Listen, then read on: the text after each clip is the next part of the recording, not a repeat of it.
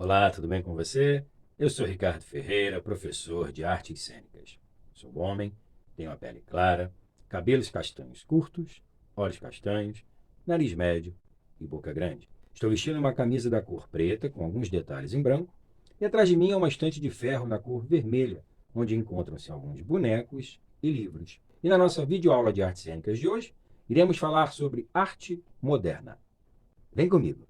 No ano de 1922, existiu no Brasil um evento denominado Semana de Arte Moderna, que tinha como principal objetivo criar uma arte nacional, fugindo da estética europeia tão desenvolvida por aqui. Os artistas fizeram manifestos, poemas, quadros e intervenções, mas mesmo assim, o modernismo brasileiro, que muitos acreditam ter começado nessa semana, ainda estava longe desse real objetivo. A classe dominante e que realizou a tal semana era a burguesia branca, com suas visões, seus problemas e questionamentos de pessoas brancas. Os povos originários, indígenas, e os negros africanos que vieram forçados e aqui escravizados não tinham vez. Eles até eram retratados em algumas obras, porém em grande parte de uma forma estereotipada, ou seja, pela visão do homem branco.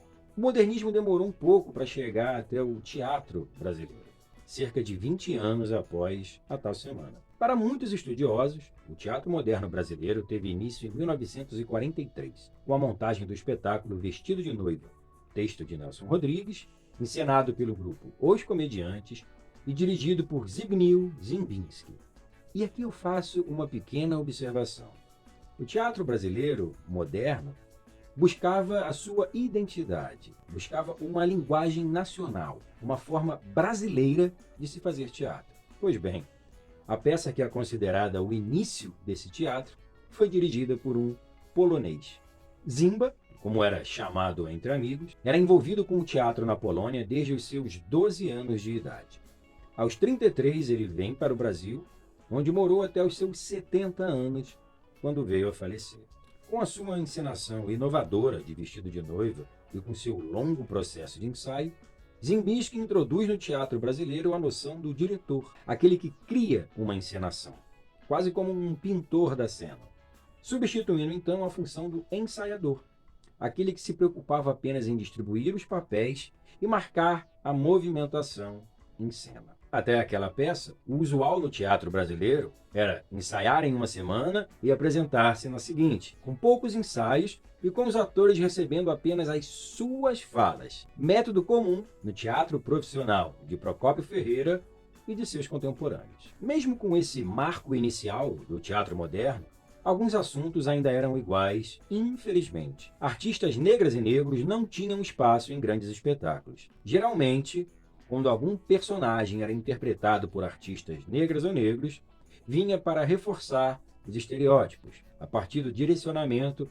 das artistas negras ou negros a personagens secundários ou até pejorativos. Além da utilização da técnica blackface, que aqui no Brasil remonta ao teatro de revista carioca, um gênero teatral que em meados do século XIX fez bastante sucesso entre os autores e empresários teatrais daquele período. A prática racista de blackface consistia em imitações estereotipadas dos estilos dos escravizados e libertos. Com o rosto pintado de preto, os lábios eram desenhados de grosso modo e os trejeitos físicos feitos de forma exagerada. Além da pintura da pele e dos lábios, também existia a adoção de vários sinais sutis, como o olhar e o sorriso infantilizados, que tinham por objetivo a ridicularização da população negra que seria retratada nos palcos.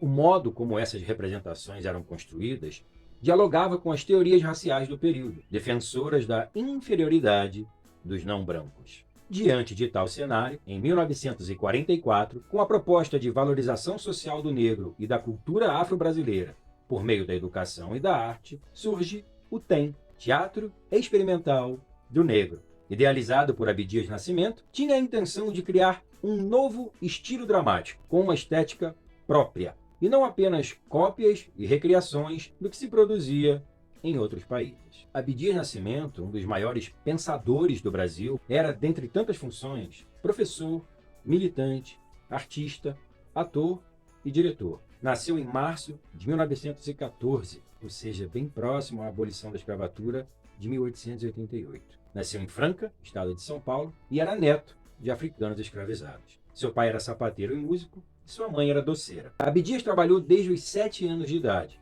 Completou o 2º grau, com diploma em contabilidade, em 1928. Formou-se como economista pela Universidade do Rio de Janeiro, em 1938. Fez pós-graduação no Instituto Superior de Estudos Brasileiros, em 1957, e em Estudos do Mar, no Instituto de Oceanografia, em 1961. Mas voltando ao TEM, relacionando cultura e sociedade de forma intrínseca, a companhia buscou integrantes de diferentes camadas sociais. Abdias relatou em seu texto Teatro Experimental do Negro, Trajetória e Reflexões, que os primeiros participantes do TEM foram recrutados entre operários, empregados domésticos, favelados sem profissão definida e modestos funcionários públicos. E assim formou-se a primeira geração de atores e atrizes negras e negros e favoreceu a criação de uma dramaturgia que focalizasse a cultura e a experiência de vida dos afro-brasileiros. Após o processo de recrutamento e preparação dos artistas, o TEM trabalhou com o TEB, Teatro do Estudante do Brasil, na peça Palmares, de Estela Leonardo. Mas já em 1945, decide promover a primeira encenação própria da companhia, mas sem encontrar na dramaturgia brasileira obras que refletissem o propósito do TEM, foi encenada O Imperador Jones, peça do norte-americano Eugene O'Neill, que Abdias havia assistido no Peru, onde infelizmente também praticavam a blackface. O texto concentrava temas considerados importantes para os propósitos da companhia, uma vez que incitava reflexões críticas sobre a situação do negro na sociedade pós-escravatura. O'Neill cedeu os direitos da peça para o TEM, que após intensa preparação, estreou no Teatro Municipal do Rio de Janeiro, com direção de Abdias Nascimento e protagonizado por Aguinaldo Camargo. Até aquele momento, negras e negros só pisavam no Teatro Municipal se fosse para limpar o chão. Por 17 anos, a companhia trabalhou com textos brasileiros e estrangeiros, trazendo reflexões sociais significativas, com atores e personagens negras e negros, para além de estereótipos e preconcepções. Dentre os atores e as atrizes formados pelo TEM, estão Ruth de Souza, Haroldo Costa, Léia Garcia e José Maria Monteiro. Por mais que Abdias seja um homem que, ainda em vida, né, por um esforço fenomenal dele mesmo, de Elisa Larquem, a esposa dele, e de muitos companheiros nossos, né, um esforço para não deixar, né, essa força, essa potência desse homem, né, tão grandioso ficar esquecido. Mesmo assim, a gente ainda tem que explicar quem ele é. E mais grave ainda para nós das artes, né, ter que explicar o que é e o que foi o Teatro Experimental do Negro e como ele reverbera em nós. O Teatro Experimental do Negro foi um processo de incentivo à autovalorização e crescimento do afro-brasileiro na nossa sociedade e que, apesar de ser pouco lembrado nos dias atuais, tem um valor indispensável para a história cultural e a história social brasileira. Se nos anos de 1960, Paulo Freire e Augusto Boal ganharam destaque mundial por desenvolverem a alfabetização e a encenação com adultos até então considerados analfabetos, Abdias Nascimento, Ironildes Rodrigues e o Teatro Experimental do Negro já desenvolviam essas práticas na década de 1940. Se vocês fizerem uma entrevista com diversos estudantes das escolas de teatro de todo o país e perguntarem, falem para mim sobre Abdias Nascimento, as pessoas não vão saber falar. Mas se vocês perguntarem, falem quem foi Nelson Rodrigues, as pessoas, lógico. Então isso é o quê? Isso é educação. É o que o país está educando para estar à flor do pensamento e o que o país está educando para estar à margem do pensamento. A trajetória do TEM tornou-se um incentivo para a criação de outras companhias por ex-participantes do TEM. Atualmente, temos aqui no Rio de Janeiro o Coletivo Preto, criado em 2016 com o objetivo de produzir, fomentar, divulgar e criar trabalhos que coloquem a mulher negra e o homem negro em espaços de protagonismo. É formado por 4 artistas realizadores: Dreyson Menezes, Orlando Caldeira, Sol Menezes e o angolano Licínio Januário. Bom, galera, se vocês quiserem mais informações sobre o Abdias, sobre o TEM, sobre o Coletivo Preto, vocês encontram na nossa videoaula Cultura Brasileira e também nos canais de TV e de YouTube da Multirio. Vocês encontram vídeos, entrevistas, reportagens. Acessem, pesquisem, conheçam um pouco melhor a nossa história. Bom, eu vou ficando por aqui, mas aproveito para convidar o professor Arthur Cordeiro, de Artes Visuais, que vai apresentar a vocês mais algumas obras artísticas do maravilhoso Abdias Nascimento. Professor Arthur, é com você.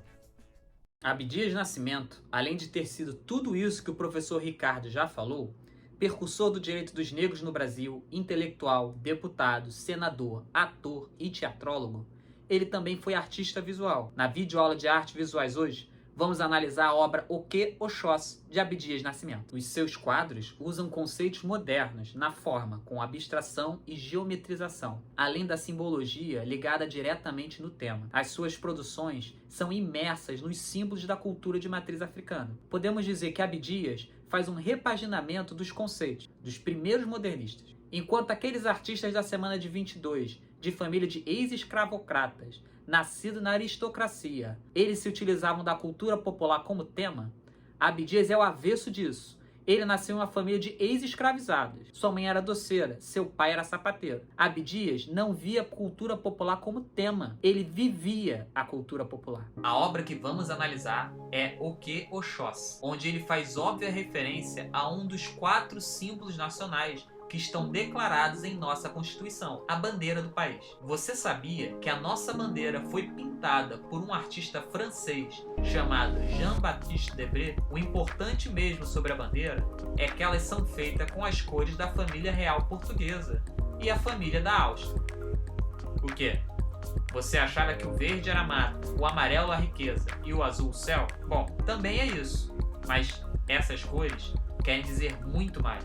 O verde é a cor da família Bragança e o amarelo é a cor da família da arquiduquesa Leopoldina.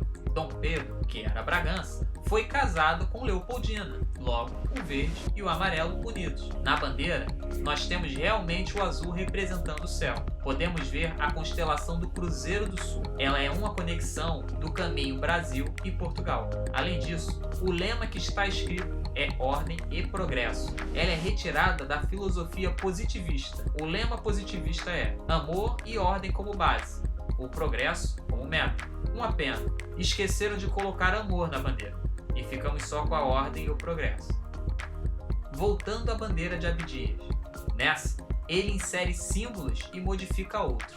O primeiro símbolo que podemos perceber é o Ofá, que em Yorubá é arco e flecha. No caso, o arco e flecha de Oxóssi. Oxóssi é uma das divindades do candomblé. Suas cores são o verde e o azul, que obviamente podem ser relacionadas às cores da bandeira, dando novos significados tanto ao verde quanto ao céu. Abdias faz o arco num tom de azul escuro, pois Oxóssi também é a divindade da caça, mas só caça durante a noite. Na Umbanda, Oxóssi é associado à figura de caboclo. Caboclo é o filho do homem branco com indígena. Tanto Oxóssi no candomblé quanto caboclo na Umbanda são saudados com o termo Oquê, que significa salve.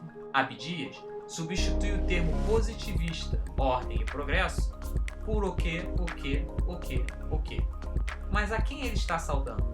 Abdias está revelando que mesmo que os nossos colonizadores portugueses, europeus, de família verde Bragança e amarelo austríaco, mesmo que eles quisessem se sobressair na formação do nosso país, foi na calada da noite que as culturas afro-indígenas atravessaram como uma flecha todo o sofrimento e fazem parte constituinte da nossa cultura. Apesar de Abdias manter na escrita o sujeito oculto, pela simbologia, o salve é óbvio. O que África, o que Tupi.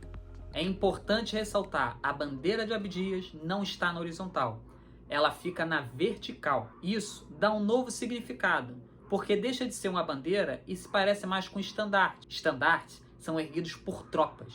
Durante as batalhas, elas são levantadas na frente do exército, quando ele vai combater o inimigo, como se fosse a insígnia de uma nação. Mas não me parece que Abdias fala de guerra. Apesar de Oxóssi ser o orixá da caça, ele não pretende destruir, como os portugueses destruíram os povos de origem africana e os indígenas. Oxóssi caça, mas caça de forma inteligente, deixando a natureza descansar, pegando da natureza somente o suficiente. Isso não é nada parecido com a guerra. Para mim, verticalizar a bandeira nacional, transformando no estandarte, é mais adequado não ao exército, mas como se fosse a porta-bandeiras de uma escola de samba. Escolas de samba também disputam com música, com dança. E o que seria mais moderno, mais autêntico, mais antropofágico do que o carnaval? Não sabe o que é antropofagia? Não conhece os artistas modernos? Procure seu professor de arte. No mais, até a nossa próxima videoaula, pessoal.